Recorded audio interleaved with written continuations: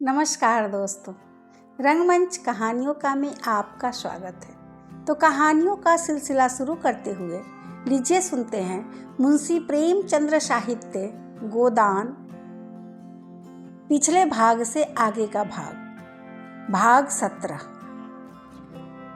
गांव में खबर फैल गई कि राय साहब ने पंचों को बुलाकर खूब डांटा और इन लोगों ने जितने रुपये वसूल किए थे वह सब इनके पेट से निकाल लिए। वह तो इन लोगों को जेल भिजवा रहे थे, लेकिन इन लोगों ने हाथ पांव जोड़े, थूक कर चाटा, तब जाके उन्होंने छोड़ा। धनिया का कलेजा शीतल हो गया। गांव में घूम घूम कर पंचों को लज्जित करती फिरती थी। आदमी न सुने गरीबों की पुकार, भगवान तो सुनते हैं। लोगों ने सोचा था इनसे डांड लेकर मजे से फुलौड़ियाँ खाएंगे। भगवान ने ऐसा तमाचा लगाया कि फुलौड़ियाँ पेट से निकल पड़ी। एक एक के दो भरने पड़े। अब चाटो मेरा मकान लेकर। मगर बैलों के बिना खेती कैसे हो। गांव में बुआई शुरू हो गई। कार्तिक के महीने में किसान के बैल मर जाए तो उसके दोनों हाथ कट जाते हैं। होरी के दोनों हाथ कट गए थे और सब लोगों के खेतों में हल चल रहे थे। बीज डाले जा रहे थे। कहीं कहीं गीत की तानें सुनाई देती थी। होरी के खेत किसी अनाथ अबला के घर की भांति सूने पड़े थे। पुनिया के पास भी गोई थी, शोभा के पास भी गोई थी, मगर उन्हें अपने खेतों की बुआई से कहाँ फुर्सत कि होरी की बुआई करे। होरी दिन भर इधर उधर मारा फिरता था। कहीं इसके खेत में जा बैठता, कहीं उसकी बुआई करा देता। इस तरह कुछ अनाज मिल जाता। धनिया, रूपा, सोना सभी दूसरों की बुआई में लगी रहती थी। जब तक बुआई रही पेट की रोटियां मिलती गई। विशेष कष्ट न हुआ। मानसिक वेदना तो अवश्य होती थी, पर खाने भर को मिल जाता था। रात को नित्य स्त्री पुरुष में थोड़ी लड़ाई हो जाती थी। यहाँ तक कि कार्तिक का महीना बीत गया और गांव में मजदूरी मिलनी भी कठिन हो गई। सारा दारोमदार मुख पर था जो खेतों में पड़ी थी। रात का समय था, सर्दी खूब पड़ रही थी। होरी के घर में आज कुछ खाने को न था। दिन को तो थोड़ा सा भुना हुआ मटर मिल गया था, पर इस वक्त चूल्हा जलाने का कोई डौल न था और रूपा भूख के मारे व्याकुल थी और द्वार पर कौरे के सामने बैठी रो रही थी। घर में जब अनाज का एक दाना भी नहीं है तो क्या मांगे, क्या कहे। जब भूख न सही गई तो आग मांगने के बहाने पुनिया के घर गई। पुनिया ने बाजरे की रोटी और बथुए का साग पका रही थी। सुगंध से रूपा के मुंह में पानी भर आया। पुनिया ने कहा, क्या अभी तेरे घर आग नहीं जली क्या री? रूपा ने दीनता से कहा, आज तो घर में कुछ था ही नहीं, आग कहाँ से जलती? तो फिर आग काहे को मांगने आई है? दादा तमाकू पिएंगे। पुनिया ने उपले की आग उसकी ओर फेंक दी, मगर रूपा ने आग उठाई नहीं और समीप जाकर बोली, तुम्हारी रोटियां महक रही है काकी, मुझे बाजरे की रोटियां बड़ी अच्छी लगती है। पुनिया ने मुस्कुरा कर पूछा, खाएगी? अम्मा डांटेंगी। अम्मा से कौन कहने जाएगा? रूपा ने पेट भर रोटियां खाई और जूठे मुंह भागी हुई घर चली गई। होरी मन मारे बैठा था कि पंडित दाता दीन ने आकर पुकारा। होरी की छाती धड़कने लगी। क्या कोई नई विपत्ति आने वाली है? आकर उनके चरण छुए और कौड़े के सामने उनके लिए माची रख दी। दाता दीन ने बैठते हुए अनुग्रह भाव से कहा, अब की तो तुम्हारे खेत परती पर गए होरी। तुमने गांव में किसी से कुछ कहा नहीं भोला की मजाल थी कि तुम्हारे द्वार से बैल खोल ले जाता, यहीं लहास गिर जाती। मैं तुमसे जनेऊ हाथ में लेकर कहता हूँ होरी, मैंने तुम्हारे ऊपर डांड न लगाया था। धनिया मुझे नाहक बदनाम करती फिरती है। यह लाला पटेश्वरी और झिंगुरी सिंह की कारस्तानी है। मैं तो लोगों के कहने से पंचायत में बैठ भर गया था। वह लोग तो और कहा दंड लगा रहे थे। मैंने कह सुन के कम कराया, मगर अब सब जने सिर पर हाथ धरे रो रहे हैं। समझे थे यहाँ उन्हीं का राज है, यह न जानते थे कि गाँव का राजा कोई और है। तो अब अपने खेतों की बुआई का क्या इंतजाम कर रहे हो? होरी ने करुण कंठ से कहा, क्या बताऊं महाराज, पढ़ती रहेंगे। पढ़ती रहेंगे? यह तो बड़ा अनर्थ होगा। भगवान की यही इच्छा है तो अपना क्या बस। मेरे देखते तुम्हारे खेत कैसे पड़ती रहेंगे? कल मैं तुम्हारी बुआई करा दूंगा। अभी खेत में कुछ तड़ी है, उपज 10 दिन पीछे होगी, इसके सिवा और कोई बात नहीं। हमारा तुम्हारा आधा साझा रहेगा, इसमें न तुम्हें कोई टोटा है न मुझे। मैंने आज बैठे बैठे सोचा तो चित्त बड़ा दुखी हुआ कि जुते जुताए खेत पड़ती रह जाते हैं। होरी सोच में पड़ गया। चौमासे भर इन खेतों में खाद डाली, जोता, और आज केवल बुआई के लिए आधी फसल देनी पड़ रही है। उस पर एहसान कैसा जता रहे हैं। लेकिन इससे तो अच्छा यही है कि खेत पड़ती पड़ जाए और कुछ न मिलेगा, लगान तो निकल ही आएगा। नहीं, अब की बेबाकी न हुई तो बेदखली आई धरी है। उसने यह प्रस्ताव स्वीकार कर लिया। दाता दिन प्रसन्न होकर बोले, तो चलो मैं अभी बेच तौल देता हूँ, जिसमें सवेरे का झंझट न रहे। रोटी तो खा ली है ना? होरी ने लजाते हुए कहा, आज घर में चूल्हा न जलने की कथा कही। दाता दिन ने मीठे उलाहने के भाव से कहा, अरे तुम्हारे घर में चूल्हा नहीं जला और तुमने मुझसे कहा भी नहीं। हम तुम्हारे बैरी तो नहीं थे, इसी बात पर तुझसे मेरा जी कूटता है। अरे भले आदमी, इसमें लाज शर्म की कौन बात है? हम सब एक ही तो हैं। तुम शूद्र हुए तो क्या, हम ब्राह्मण हुए तो क्या हैं तो सब एक ही घर के। दीन सबके बराबर नहीं होते। कौन जाने कल मेरे ही ऊपर कोई संकट आ पड़े तो मैं तुमसे अपना दुख ना कहूँगा तो किससे कहूँगा? अच्छा, जो हुआ, चलो बेंगी के साथ तुम्हें मनी 2 मन अनाज खाने को भी तौल दूंगा। आधा घंटे में होरी मन भर जौ का टोकरा सिर पर रखे आया और घर की चक्की चलने लगी। धनिया रोती थी और साहस के साथ जौ पीसती थी। भगवान उसे किस कुकर्म का यह दंड दे रहे हैं। दूसरे दिन से बुआई शुरू हुई। होरी का सारा परिवार इस तरह काम में जुटा हुआ था मानो सब कुछ अपना ही है। कई दिन के बाद सिंचाई भी इस तरह हुई। दाता दिन को सेंत मेंत के मजूर मिल गए। अब कभी कभी उनका लड़का माता दिन भी घर में आने लगा। जवान आदमी था, बड़ा रसिक और बातचीत का मीठा। दाता दिन जो कुछ छीन झपट कर लाते थे वह उसे भांग बूटी में उड़ाता था। एक चमारिन से उसकी आशनाई हो गई थी, इसलिए अभी तक ब्याह न हुआ था। हमारा धर्म है हमारा भोजन, भोजन पवित्र रहे और हमारे धर्म पर कोई आंच नहीं आ सकती। रोटियां ढाल बनकर अधर्म से हमारी रक्षा करती। अब साझे की खेती होने से दाता दीन को झुनिया से बातचीत करने का अवसर मिलने लगा। वह ऐसे दाव से आता जब घर में झुनिया के सिवा और कोई न होता। कभी किसी बहाने से, कभी किसी बहाने से। झुनिया रूपवती न थी, लेकिन जवान थी और चमारिन प्रेमिका से अच्छी थी। कुछ दिन शहर में रह चुकी थी। पहनना ओढ़ना, बोलना चालना जानती थी और लज्जाशील भी थी, जो स्त्री का सबसे बड़ा आकर्षण है। माता दिन कभी कभी उसके बच्चे को गोद में उठा लेता और प्यार करता। झुनिया निहाल हो जाती थी। एक दिन उसने झुनिया से कहा, तुम क्या देखकर गोबर के साथ आई झुना? माता दिन दुखी मन से बोला, बड़ा बेवफा आदमी है।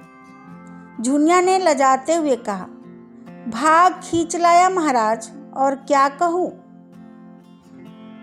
तुम जैसी लक्ष्मी को छोड़कर न जाने कहाँ कहाँ मारा फिर रहा है। चंचल स्वभाव का आदमी है, इसी से मुझे शंका होती है, और कहीं और न फंस गए हो। ऐसे आदमियों को तो गोली मार देनी चाहिए। आदमी का धर्म है जिसकी बाह पकड़े उसे निभाए। यह क्या कि एक आदमी की जिंदगी खराब कर दी और आप दूसरा घर ताकने लगे। युवती रोने लगी। माता दीन ने इधर उधर ताक कर उसका हाथ पकड़ लिया और समझाने लगा, तुम उसकी क्यों परवाह करती हो झूना? चला गया, चला जाने दो। तुम्हारे लिए किस बात की कमी है? रुपए पैसे गहना कपड़ा जो चाहो मुझसे लो। झुनिया ने धीरे से हाथ छुड़ा लिया और पीछे हटकर बोली, सब तुम्हारी दया है महाराज। मैं तो कहीं की न रही, घर से भी गई, यहाँ से भी गई, न माया मिली न राम ही हाथ आए। दुनिया का रंग ढंग न जानती थी, इसकी मीठी मीठी बातें सुनकर जाल में फंस गई। माता दीन ने गोबर की बुराई करनी शुरू की। वह तो निरा लफंगा है, घर का न घाट का। जब देखो माँ बाप से लड़ाई, कहीं पैसा पा जाए चट जुआ खेल डालेगा। चरस और गांजे में उसकी जान बसती थी। सौदों के साथ घूमना, बहू बेटियों को छेड़ना, यही उसका काम था। थानेदार साहब बदमाशी में उसका चालान करने वाले थे। हम लोगों ने बहुत खुशामद की, तब जाकर छोड़ा। दूसरों के खेत खलिहान से अनाज उड़ा लिया करता था। कई बार तो खुद उसी ने पकड़ा था, पर गांव घर का समझकर छोड़ दिया।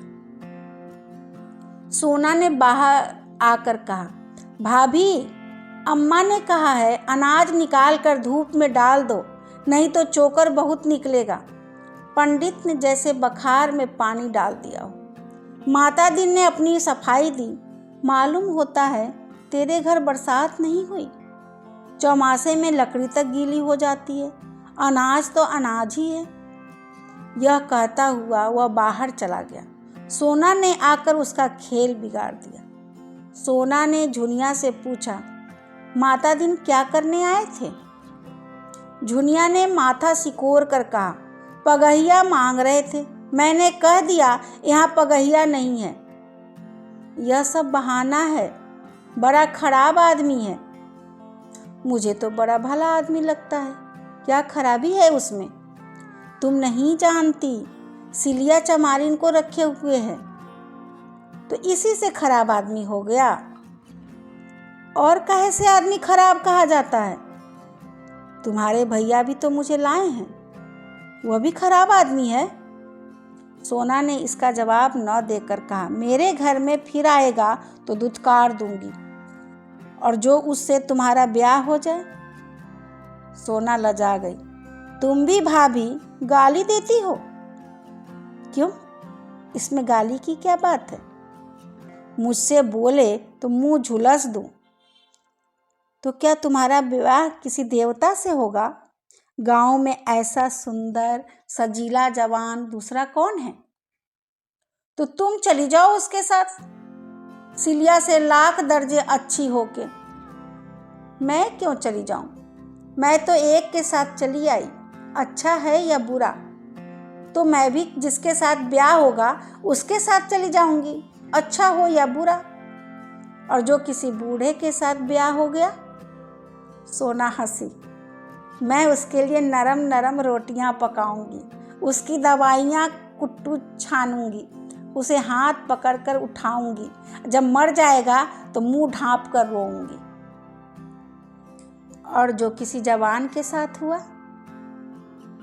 तब तुम्हारा सिर हाँ नहीं तो। अच्छा बताओ, तुम्हें बूढ़ा आदमी अच्छा लगता है कि जवान? जो अपने को चाहे वही जवान है, न चाहे वही बूढ़ा है। दैव करे तुम्हारा विवाह किसी बूढ़े से हो जाए, तो देखूं तुम उसे कैसे चाहती हो, तब मनाओगी। किसी तरह यह निगोरा मर जाए तो किसी जवान को लेकर बैठ जाऊं। मुझे तो उस बूढ़े पर दया आए। इस साल इधर एक शक्कर का मिल खुल गया था। उसके कारिंदे और दलाल गांव-गांव घूमकर किसानों को खड़ी ऊख मोल ले जाते थे। वही मिल थी जो मिस्टर खन्ना ने खोली थी। एक दिन उसका कारिंदा इस गांव में भी आया। किसानों ने उससे भाव ताव किया तो मालूम हुआ गुड़ बनाने में कोई बचत नहीं है।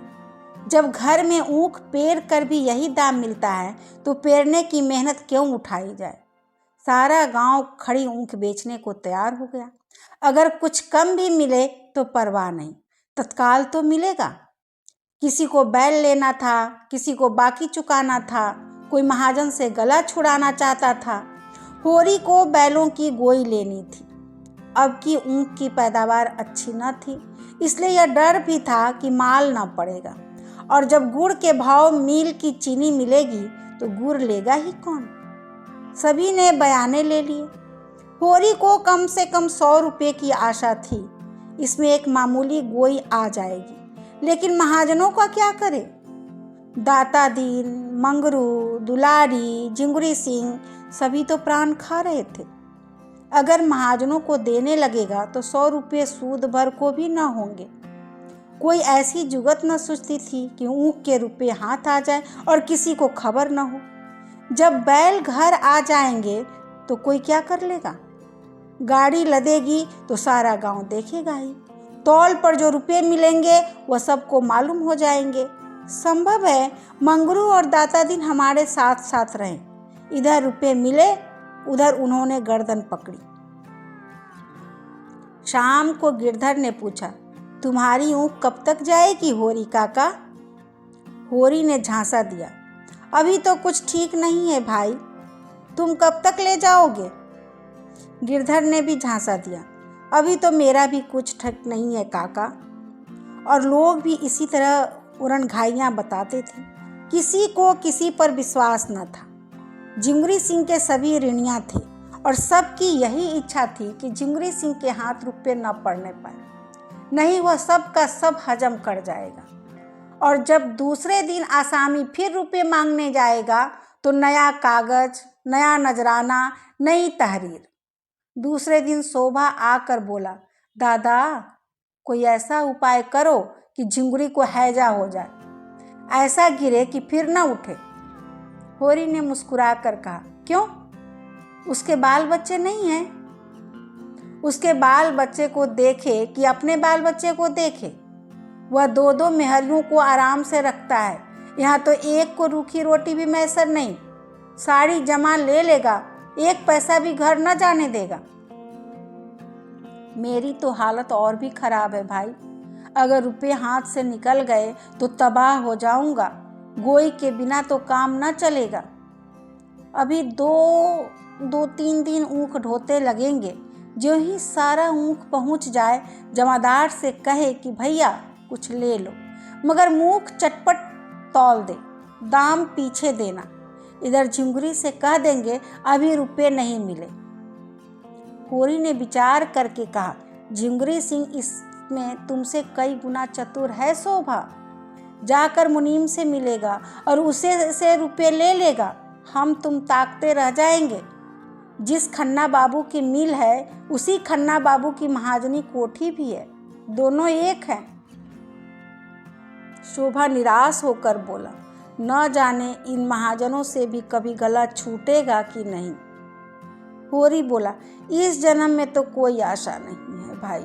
हम राज नहीं चाहते, भोग विलास नहीं चाहते, खाली मोटा झोटा पहनना और मोटा झोटा खाना और मर्जाद के साथ रहना चाहते हैं, वो भी नहीं सधता।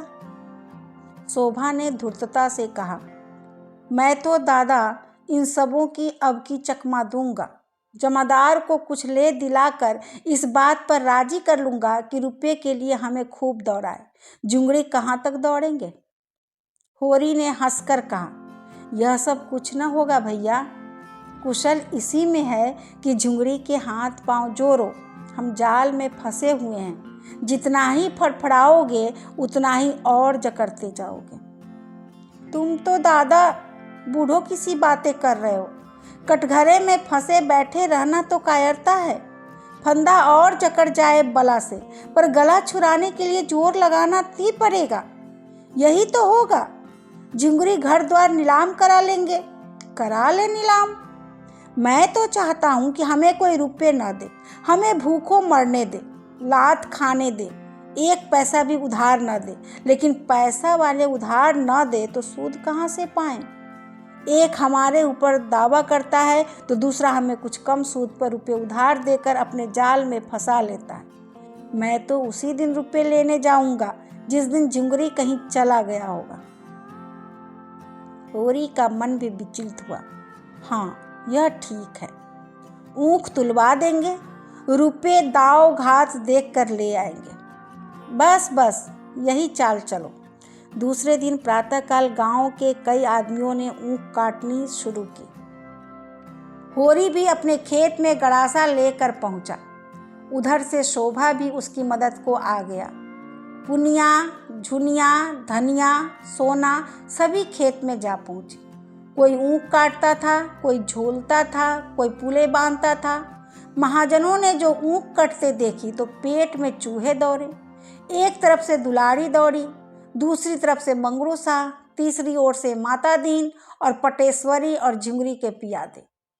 दुलारी हाथ पांव में मोटे मोटे चांदी के कड़े पहने, कानों में सोने का झुमक, आंखों में काजल लगाए, बूढ़े जौवन को रंग लगाए आकर बोली, पहले मेरे रुपए दे दो, तब ऊख काटने दूंगी। मैं जितना ही गम खाती हूँ उतने ही तुम शेर होते हो। 2 साल से एक धेला सूद नहीं दिया, 50 रुपये तो मेरे सूद के होते हैं। होरी ने घिघिया कर कहा, भाभी ऊख काट लेने दो, इनके रुपये मिलते हैं तो जितना हो सकेगा तुमको भी दूंगा। न गांव छोड़कर भागा जाता हूँ, न इतनी जल्द मौत ही आई जाती है। खेत में खड़ी ऊख तो रुपये न देगी। दुलारी ने उसके हाथ से गड़ासा छीन कर कहा, नीयत इतनी खराब हो गई है तुम लोगों की, तभी तो बरकत नहीं होती। आज 5 साल हुए होरी ने दुलारी से 30 रुपये लिए थे। 3 साल में उसके 100 रुपये हो गए। तब स्टाम्प लिखा गया। 2 साल में उस पर 50 रुपया सूद चढ़ गया था। होरी बोला, सहुआइन, नियत तो कभी खराब नहीं की और भगवान चाहेंगे तो पाई पाई चुका दूंगा। हाँ, आजकल तंग हो गया हूँ, जो चाहे कह लो। सहुआइन को जाते देर नहीं हुई कि मंगरू शाह पहुंचे। काला रंग सहुआइन को जाते देर नहीं हुई कि मंगरू शाह पहुंचे। काला रंग, तोंद कमर के नीचे लटकती हुई, 2 बड़े दांत सामने जैसे काट खाने को निकल हुए, सिर पर टोपी, गले में चादर, उम्र अभी 50 से ज़्यादा नहीं, पर लाठी के सहारे चलते थे। गठिया का मरीज हो गए थे, खांसी भी आती थी। लाठी टेक कर खड़े हो गए और होरी को डांट बताई, पहले हमारे रुपए दे दो होरी, तब ऊख काटो। हमने रुपए उधार दिए थे, खैरात नहीं थे। 3 साल हो गए, न सूद न ब्याज।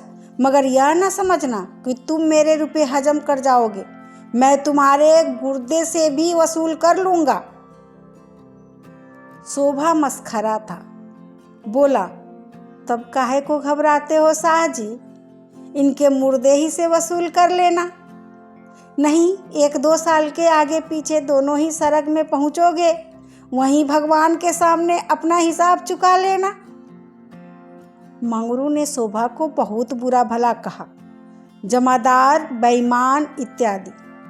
लेने को बेर तो तुम हिलाते हो, जब देने की बारी आती है तो गुर्राते हो। घर बिकवा लूंगा, बैल बधिये नीलाम कर लूंगा। शोभा ने फिर छेड़ा, अच्छा ईमान से बताओ सा, कितने रुपए दिए थे जिसके अब 300 रुपये हो गए हैं? जब तुम साल के साल सूद न दोगे तो आप ही बढ़ेंगे। पहल कितने रुपये दिए थे तुमने? 50 ही तो। कितने दिन हुए होंगे? 5-6 साल हुए होंगे। 10 साल हो गए पूरे, 11वां जा रहा है। 50 रुपये के 300 रुपये लेते हुए जरा भी शर्म नहीं आती? शर्म कैसी? रुपए दिए हैं कि खैरात मांगते हैं? होरी ने इन्हें भी चिरौड़ी विनती करके विदा किया। दाता दीन ने होरी के साझे में खेती की थी। बीज देकर आधी फसल ले लेंगे। इस वक्त कुछ छेड़छाड़ करना नीति विरुद्ध था। झिंगुरी सिंह ने मिल के मैनेजर से पहले ही सब कुछ कह सुन रखा था। उनके प्यादे गाड़ियों पर ऊँख लदवा कर नाव पर पहुंचा रहे थे। नदी गांव से आधा मील पर थी। एक गाड़ी दिन भर में 7-8 चक्कर काट लेती थी और नाव एक खेपे में 50 गाड़ियों का बोझ लाद लेती थी। इस तरह बहुत किफ़ायत पड़ती थी। इस सुविधा का इंतजाम करके झिंगुरी सिंह ने मिल के फाटक पर आसन जमा लिया। हर एक की ऊँख तौलाते थे, दाम का पुर्जा लेते थे, खजांची से रुपये वसूल करते थे और अपना पावना काट कर आसामी को दे देते थे।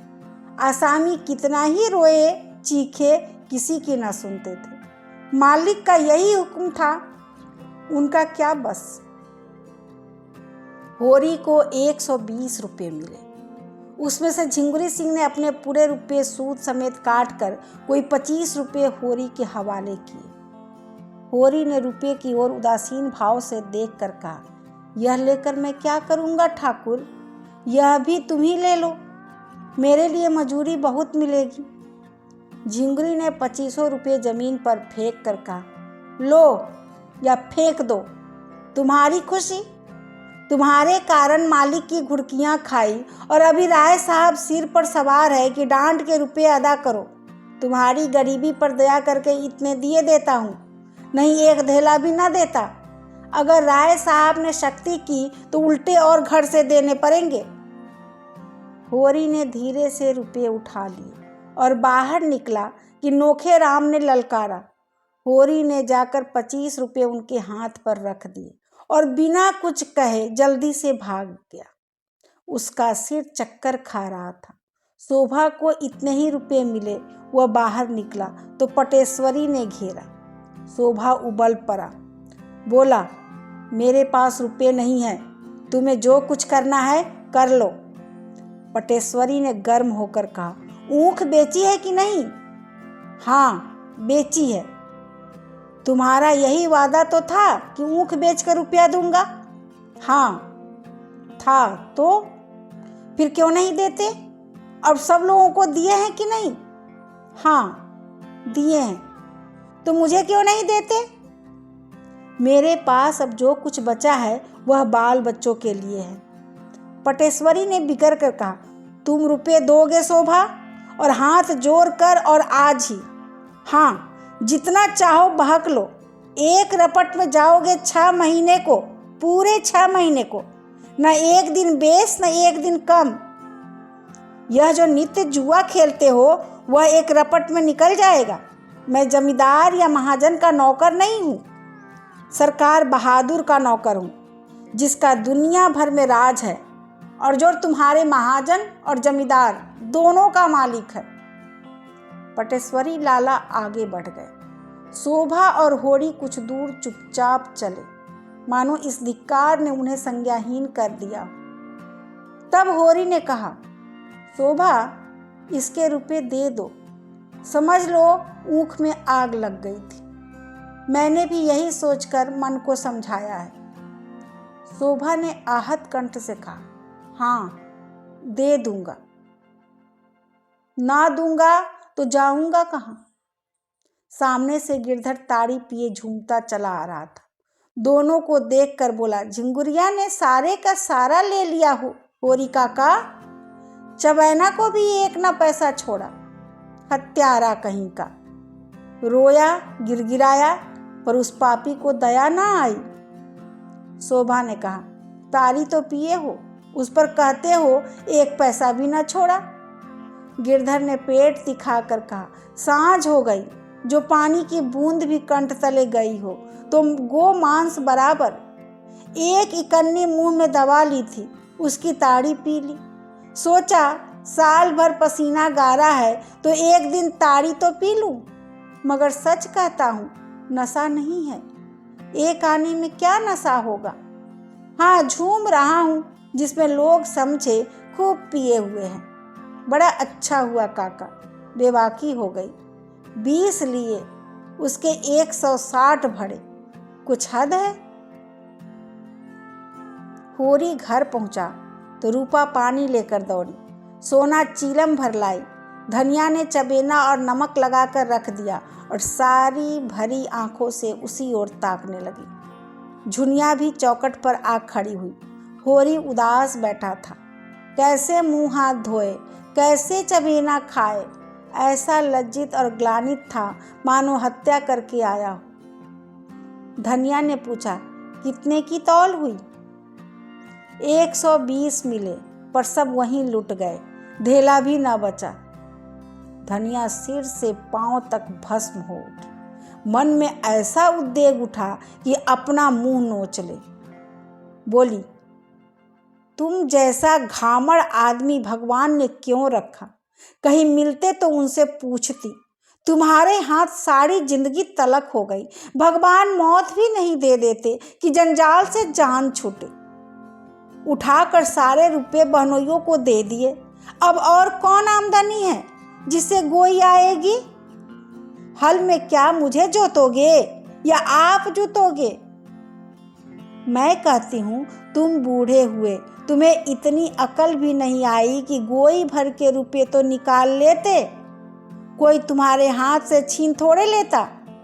पूस की यह ठंड और किसी की देह पर लत्ता नहीं।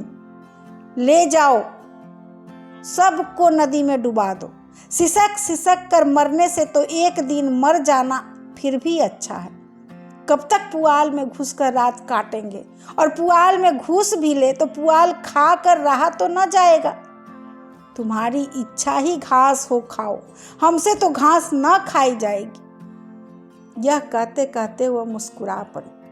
इतनी देर में उसकी समझ में यह बात आने लगी थी कि महाजन जब सिर पर सवार हो जाए और अपने हाथ में रुपये हों और महाजन जानता हो कि इसके पास रुपये है तो आसामी कैसे अपनी जान बचा सकता है।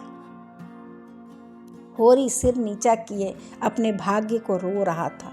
धनिया का मुस्कुराना उसे न दिखाई दिया। बोला, मजूरी तो मिलेगी, मजूरी करके खाएंगे। धनिया ने पूछा, कहाँ है इस गांव में मजूरी? और कौन मुंह लेकर मजूरी करोगे? महतो नहीं कहलाते। होरी ने चिलम के कई कश लगाकर कहा, मजूरी करना कोई पाप नहीं है। मजूर बन जाए तो किसान हो जाता है, किसान बिगड़ जाए तो मजूर हो जाता है। मजूरी करना भाग्य में ना होता तो यह सब विपत क्यों आती? क्यों गाय मरती? क्यों लड़का नालायक निकल जाता? धनिया ने बहू और बेटियों की ओर देख कर कहा, तुम सब की सब क्यों घेरे खड़ी हो? जाकर अपना अपना काम देखो। वह और है जो हाट बाजार से आते हैं तो बाल बच्चों के लिए 2-4 पैसे की कोई चीज लिए जाते हैं। यहाँ तो यह लोभ लग रहा होगा कि तुम रुपये तुड़ाए कैसे। एक कम ना हो जाएगा? इसे से इनकी कमाई में बरकत नहीं होती। जो खर्च करते हैं उन्हें मिलता है, जो न खा सके न पहन सके उन्हें रुपए मिले ही क्यों? जमीन में गाड़ने के लिए? होरी ने खिलखिला कर पूछा, कहाँ है वह गड़ी हुई थाती? जहाँ रखी है वहीं होगी। रोना तो यही है कि यह जानते हुए भी पैसों के लिए मरते हो। 4 पैसे की कोई चीज लाकर बच्चों के हाथ पर रख देते तो पानी में न पड़ जाते। झिंगुरी से तुम कह देते कि 1 रुपया मुझे दे दो, नहीं मैं तुम्हें 1 पैसा न दूंगा, जाकर अदालत में लेना, तो वह जरूर दे देता। होरी लज्जित हो गया। अगर वह झल्ला कर 2500 रुपये नोखे राम को न दे देता तो नोखे क्या कर लेते? बहुत होता बकाया 2-4 आना सूद ले लेता, मगर अब तो वो चुप हो गई। झुनिया ने भीतर जाकर सोना से कहा, मुझे तो दादा पर बड़ी दया आती है। बेचारे दिन भर के थके मांदे घर आए तो अम्मा कोसने लगी। महाजन गला दबाए था तो क्या करते बेचारे? तो बैल कहाँ से आएंगे? महाजन अपने रुपए चाहता है, उसे तुम्हारे घर के दुखरों से क्या मतलब? अम्मा वहाँ होती तो महाजन को मजा चखा देती, अभागा रो कर रह जाता। झुनिया ने दिलगी की, तो यहाँ रुपये की कौन कमी है? तुम महाजन से जरा हंस कर बोल दो, देखो सारे रुपये छोड़ देता है कि नहीं। सच कहती हूँ, दादा का सारा दुख दलिद्र दूर हो जाए। सोना ने दोनों हाथों से उसका मुंह दबाकर कहा, बस चुप ही रहना, नहीं कह देती हूँ। अभी जाकर अम्मा से माता दिन की सारी कलाई खोल दूं तो रोने लगो। झुनिया ने पूछा, क्या कह दोगी अम्मा से? कहने को तो कोई बात भी हो। जब वह किसी बहाने से घर में आ जाते हैं तो क्या कह दूं कि निकल जाओ? फिर मुझसे कुछ ले तो नहीं जाते, कुछ अपना ही दे जाते हैं। सिवाय मीठी मीठी बातों के वह झुनिया से कुछ नहीं पा सकते, और अपनी मीठी बातों को महंगे दामों बेचना भी मुझे आता है। मैं ऐसी अनारी नहीं हूँ कि किसी के झांसे में आ जाऊं। हाँ, जब जान जाऊंगी कि तुम्हारे भैया ने वहाँ किसी को रख लिया है, तब की नहीं चलाती। तब मेरे ऊपर किसी का कोई बंधन न रहेगा। अभी तो मुझे विश्वास है कि वह मेरे हैं, और मेरे ही कारण उन्हें गली गली ठोकर खानी पड़ रही है। हंसने बोलने की बात न्यारी है, पर मैं उनसे विश्वासघात न करूंगी। जो 1 से 2 का हुआ वह किसी का नहीं रहता। शोभा ने आकर होरी को पुकारा और पटेश्वरी के रुपये उसके हाथ में रखकर बोला, भैया तुम जाकर ये रुपये लाला को दे दो। मुझे उस घड़ी न जाने क्या हो गया था। होरी रुपये लेकर उठा ही था कि शंख की ध्वनि कानों में आई। गांव के उस सिरे पर ध्यान सिंह नाम के एक ठाकुर रहते थे।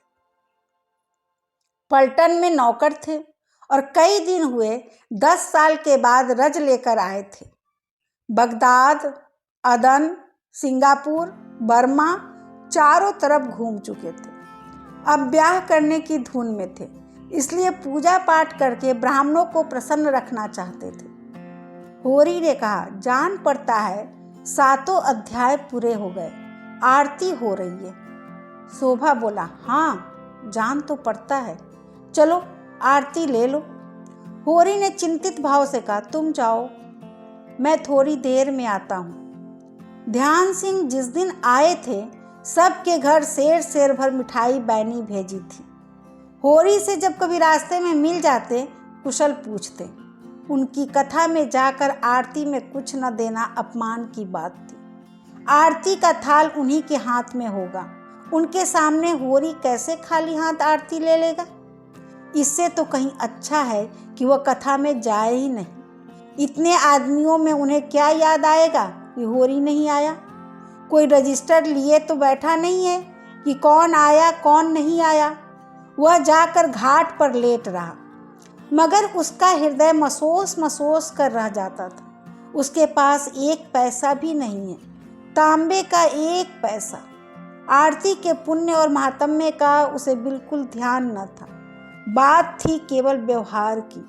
ठाकुर जी की आरती तो वह केवल श्रद्धा की भेंट देकर ले सकता था, लेकिन मर्यादा कैसे तोड़े? सबकी आंखों में ऐठा कैसे बने? सहसा वह उठ बैठा। क्यों मर्यादा की गुलामी करे? मर्यादा के पीछे आरती का पुण्य क्यों छोड़े? लोग हंसेंगे, हंस ले, उसे परवाह नहीं है। भगवान उसे कर्म से बचाए रखे और वह कुछ नहीं चाहता। वह ठाकुर के घर की ओर चल पड़ा। अभी आप सुन रहे थे मुंशी प्रेमचंद्र साहित्य गोदान, पिछले भाग से आगे का भाग 17। धन्यवाद।